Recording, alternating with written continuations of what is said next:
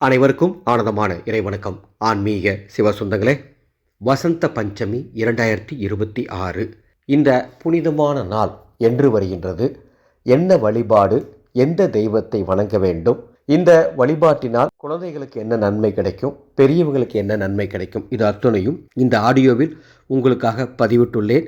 கேட்டு பயன்பெறுமாறு அன்போடு அழைக்கின்றேன். ஆடியோக்கு போகிறதுக்கு முன்னால் ஓர் அறிவிப்பு.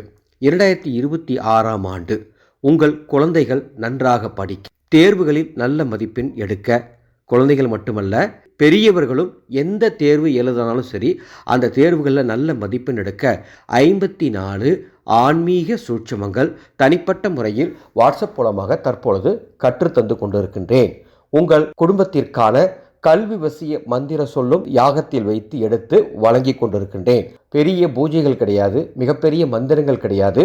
குழந்தைங்க பின்பற்றலாம், அல்லது குழந்தைகளுக்காக பெற்றோர்கள் செய்தால் கூட இது 100% பலன் தரும் சூட்சமங்கள்.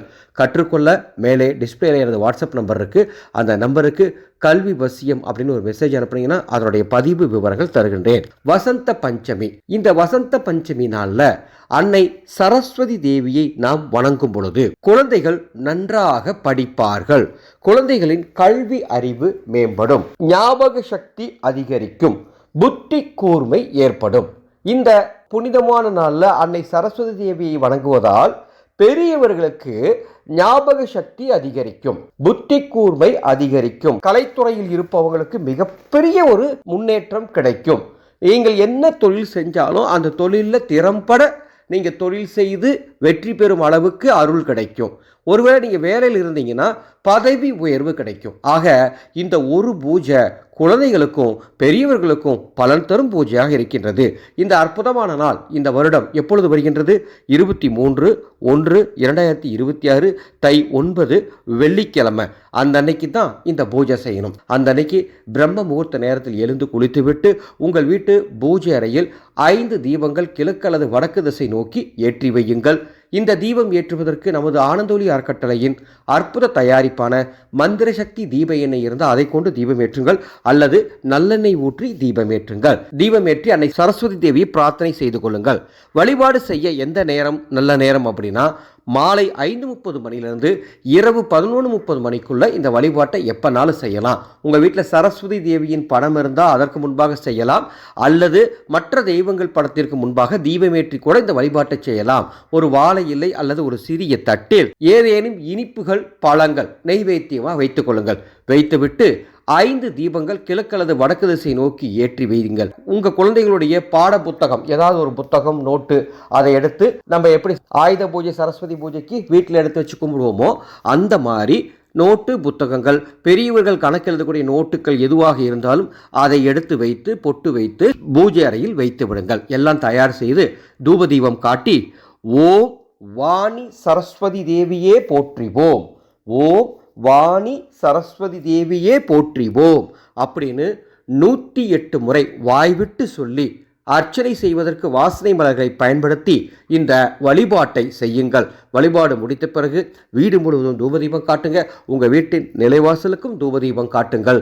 நிச்சயம் அன்னை சரஸ்வதி தேவியின் அருளால் குழந்தைகளுக்கு மற்றும் பெரியவர்களுக்கு நல்ல பலன்கள் கிடைக்கும் என்பதில் மாற்று கருத்து இல்லை. ஒவ்வொரு மாதமும் வரக்கூடிய பஞ்சமி விசேஷமானது தான். அதுலேயும் குறிப்பாக ஆவணி மாதத்தில் வரும் கருட பஞ்சமி, புரட்டாசி மாதத்தில் வரும் ரிஷி பஞ்சமி, தை மாதத்தில் வரும் வசந்த பஞ்சமி, இந்த 3 பஞ்சமியும் ரொம்ப விசேஷமானது. அந்த வகையில் வசந்த பஞ்சமி வழிபாடு உங்களுக்கு மிக எளிமையாக சொல்லியிருக்கேன். இந்த வழிபாட்டை செய்து பயன்பெறுமாறு அன்போடு கேட்டுக்கொள்கின்றேன்.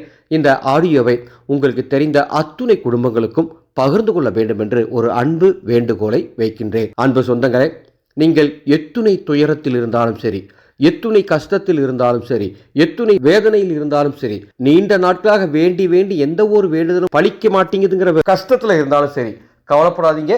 பிப்ரவரி 15ஆம் தேதி மகா சிவராத்திரி இரவு, அந்த இரவு 4 ஜாமத்தில் சிவனை நினைத்து உங்கள் வீட்டில் சிவபூஜை செய்துவிட்டால் போதும், அத்துணையும் சரியாகிவிடும். 4 ஜாம பூஜைகள் எப்படி செய்யணும், 4 ஜாம பூஜை செய்ய முடியாதவங்க என்ன பண்ணணும், வேறு ஏதேனும் தொந்தரவு காரணமாக இரவு கண் விழித்து இருக்க முடியாதவங்க, பூஜையே செய்ய முடியாதவங்க பகலில் என்ன செய்யணும், இது எல்லாம் சொல்லித்தரத்துக்காக மகா சிவராத்திரி வாட்ஸ்அப் குழு 2026 என்ற ஒரு குழுவை தொடங்கியுள்ளேன். மேலே டிஸ்பிளே எனது வாட்ஸ்அப் நம்பர் கொடுத்துருக்கேன். அந்த நம்பருக்கு ஹாய்னு ஒரு மெசேஜ் பண்ணுங்கள் அல்லது சிவராத்திரின்னு ஒரு மெசேஜ் அனுப்புங்க. இந்த குழுவினுடைய பதிவு விவரங்கள் வழங்குகின்றேன். வாருங்கள், வீட்டிலிருந்தபடியே மகா சிவராத்திரி குருவுடன் இணைந்து சிவதரிசனம் ஆத்மாவில் காணலாம். ஆனந்த மலரட்டும், ஆனந்த ஒளி பரவட்டும்.